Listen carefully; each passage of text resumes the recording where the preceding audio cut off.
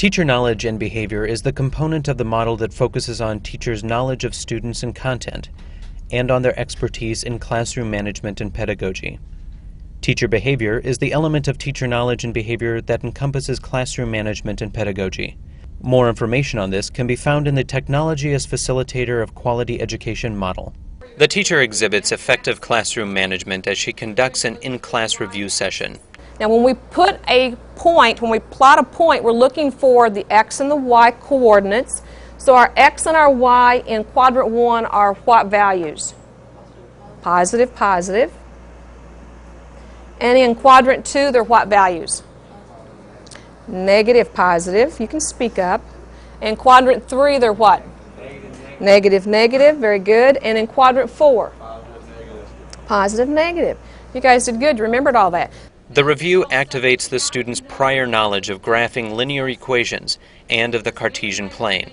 They are prompted to recall details about the quadrants and axes of a Cartesian plane, as well as the slope-intercept form of linear equations.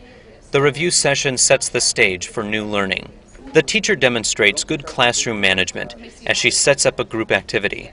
First, the teacher describes the activity. She assigns students to their groups, making sure that they understand their individual responsibilities within each group.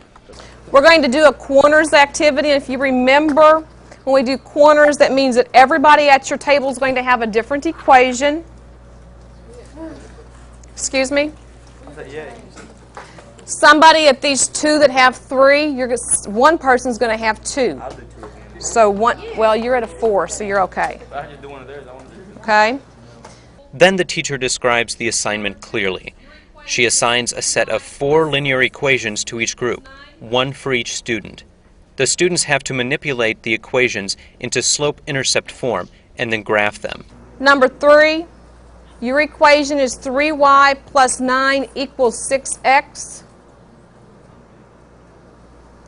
Number 4, your equation is negative 6x minus 3y equals 9.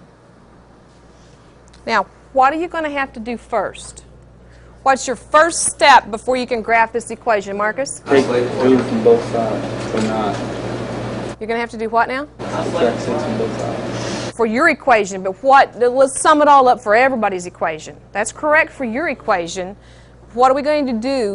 Put in y equals mx plus b. Say it again, louder. Equals mx plus b. You're going to put it in slope-intercept form. So you're going to move everything around. Marcus was telling us how to move just his equation. So you're going to move it all around so that you have it in y equals mx plus b format, which is called what? Slope-intercept. Very good.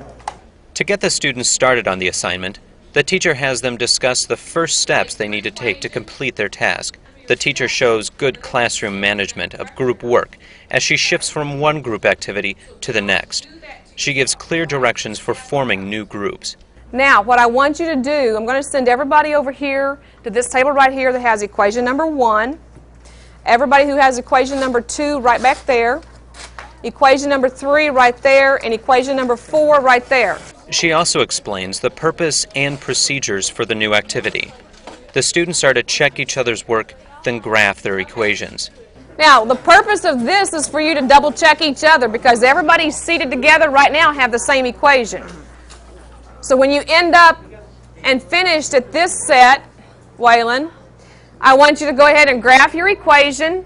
The students are working individually on the computer, using the software program Green Globs and Graphing Equations. The students play a game that gives them practice graphing linear equations.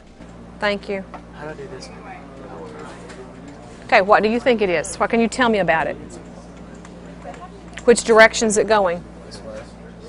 Which means it is. Now wait a minute. Look, don't take that off. I want you to look at what you've written. You've said it has negative slope. Does it have negative slope? I think so. Okay. You've said it crosses the y at positive 1. Is it crossing at positive 1? Okay. The teacher circulates around the room, monitoring students' performance. She provides helpful feedback for the students as they work to strengthen their knowledge of the slope-intercept form.